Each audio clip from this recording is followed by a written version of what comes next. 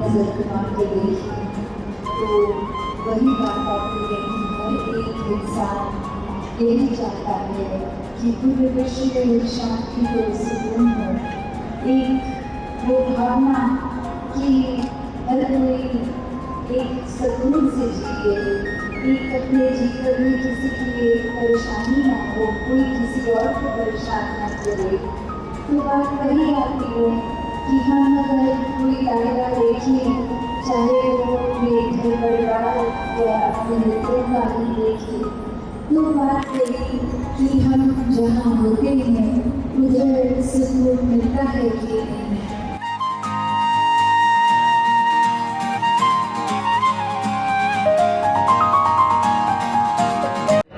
वैसे तो वार्षिक निरंकारी संत समागम हर साल ही मानवता का और इंसानियत का पाठ पढ़ाने के लिए आयोजित किया जाता है और जिसे हम कहते हैं वसुधैव कुटुंबकम, सारा संसार एक परिवार, उसका एक लघु रूप यहाँ पर प्रस्तुत किया जाता है, जहाँ पर अलग अलग प्रदेशों से, जातियों के लोग, मजहबों के लोग और अनेक अनेक प्रकार के बैकग्राउंड से लोग आते हैं, देश विदेश से, और ये बताते हैं कि मिलकर के प्यार से रहना संभव है अगर हम सारे डिफरेंसेस को भूल जाते हैं। और इस वर्ष विशेष तौर से हमें जो सद्गुरु माता श्री दीक्षा जी महाराज ने संदेश दिया वो है सुकून अंतर्मन का, कि हम संसार के अंदर देखते हैं कि इंसान सुकून की खोज में है, लेकिन जिस सुकून को वो खोज रहा है, जिस सुख को वो खोज रहा है, वो अस्थाई है और बहुत क्षणभंगुर है। स्थायी सुकून और निरंतर रहने वाला सुकून केवल अपनी पहचान से, आत्मा को परमात्मा की पहचान से प्राप्त होता है, जो हमें सद्गुरु माता श्री दीक्षा जी महाराज देते हैं, जिसके बाद हमारे जीवन के अंदर कितने ही उतार चढ़ाव आते रहे,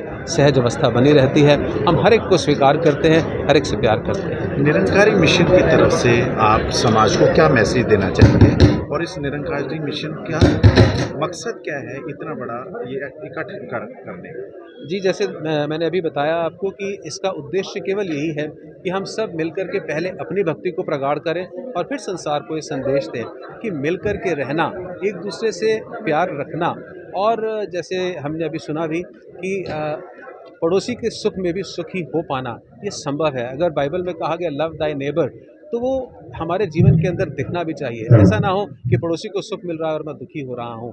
तो इसका एक प्रकार से यहाँ पर हम अपने आप को उसमें दृढ़ करते हैं इन भावों के साथ और पूरे संसार के साथ प्यार का संदेश बांटते हैं। ये प्रेस कॉन्फ्रेंस के बाद अगला प्रोग्राम क्या है निरंकारी मिशन? अभी कुछ ही देर में सद्गुरु माता श्री दीक्षा जी महाराज और निरंकारी राजपिता जी का आगमन होगा और विधिवत रूप से इस समागम का शुभारंभ होगा।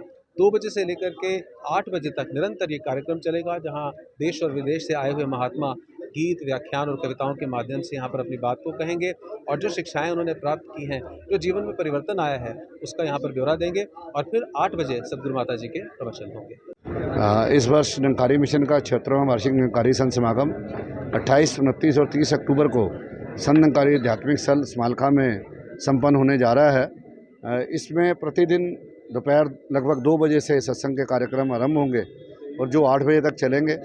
8 बजे सतगुरु माता श्री दीक्षा जी महाराज अपने आशीर्वादों के प्रवचन हमसे रखेंगे, हमारे को आशीर्वाद देंगे और इन कार्यक्रमों की जो मूल भावना है वो है सुकून अंतर्मन का।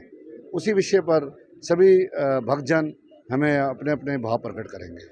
निरंकारी मिशन की तरफ से लगातार ये देखने और सुनने में मिल रहा है कि निरंकारी मिशन बिना दहेज को बहुत प्रेफरेंस दे रहा है और ये सामूहिक शादी होती है जिसमें सैकड़ों की तादाद में जोड़े सामूहिक शादी करते हैं हर धर्म के। उसके लिए आप क्या मैसेज देना चाहिए? इस वर्ष भी 2 नवंबर को इन्हीं मैदानों में लगभग 66 जोड़े अभी तक रजिस्टर्ड हैं, शादियां कर रहे हैं और संख्या बढ़ रही है।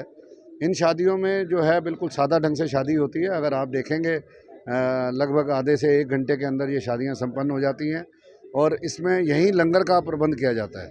लंगर में ही सारे, चाहे दूल्हे की तरफ से गेस्ट हों, चाहे दुल्हन की तरफ से गेस्ट हों, चाहे दूल्हा दुल्हन हो, सभी उस लंगर में ही भोजन लेते हैं और उसी को ही शादी का भोजन और उसकी तैयारियां समझा जाता है। इस प्रकार से सादा शादियां, सादा जीवन, इस तरफ जो है संत निरंकारी मिशन प्रेरित कर रहा है। सर, शॉर्ट में निरंकारी मिशन की तरफ से message public? Sant Nirankari mission की तरफ से एक ही मैसेज है कि हम प्रभु को जानकर अपने जीवन में प्रभु को अपनाकर एक को जानो, एक को मानो, एक हो जाओ। इस प्रकार से अपना जीवन जब जीते हैं तो यूनिवर्सल ब्रदरहुड, मानवता में भाईचारा, ये स्वतः ही आ जाता है।